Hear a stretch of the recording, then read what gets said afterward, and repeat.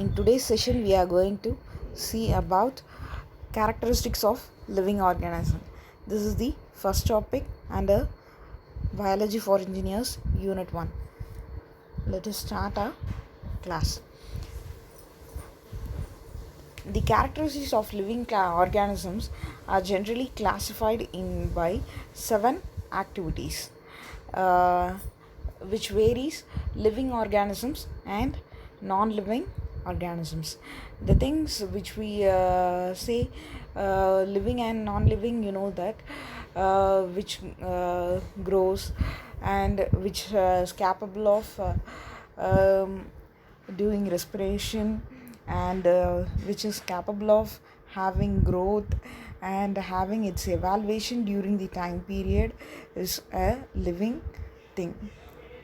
What are all the living organism comes under humans, animals, insects, plants. These are living organism, and non-living things are nothing but which doesn't change during the time period.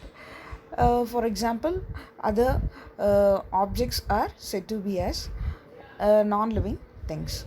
That general classifications of living organism are classified into 7 characteristics, which is nutrition, respiration, movement, excretion, growth, reproduction, and sensitivity.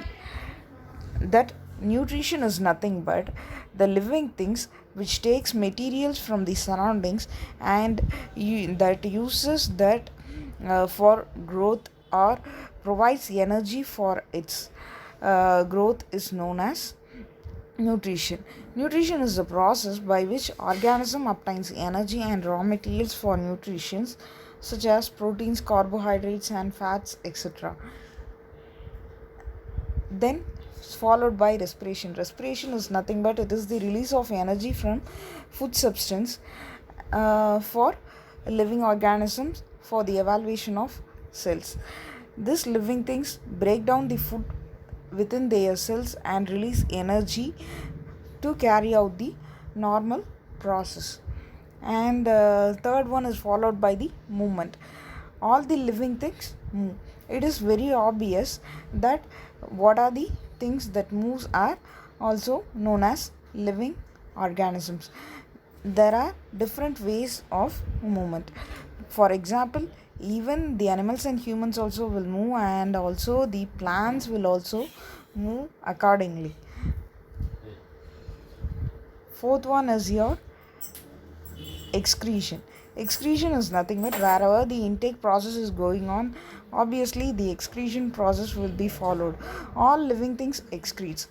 That is, in first process we have seen the nutrition, and it takes the nutrition from the surroundings for its growth, right?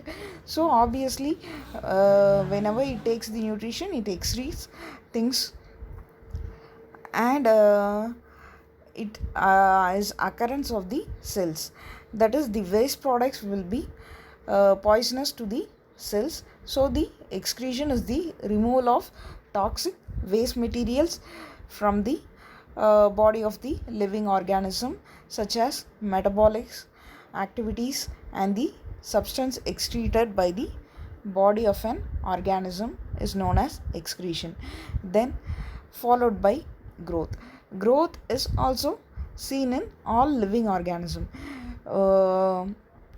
Humans, animals are also growing, and plants also are growing wherever whichever consumes the nutrition and produces the energy. It reproduces it through the growth of the living thing. So it involves using food to produce new cells. The permanent increase in cell number will increase in size of the living organism, which is referred to as growth. Then sixth one is your reproduction. Reproduction is nothing but all living organism has the ability to reproduce. That is known as reproduction. All organisms like insects, mammals, and humans, animals, etc., are reproducing in one or another way. Like the same way, the plants are also will be uh, uh, involved in the process of reproduction, and the way might be differed. In plants, for reproduction, the flower which contains the honey will be uh, the plant transplantation will be taken place with the help of the bees and insects and some other things, and in plants the seeds will be helping for regrowth of another plant. This is also a reproduction process. And finally, sensitivity. All living things that are able to sense and response around them with the uh, substances like heat, temperature, water, light, gravity, and some other things is known as sensitivity. All the living organisms has an sensitivity for reaction. Thus, these are the 7 characteristics of living organisms.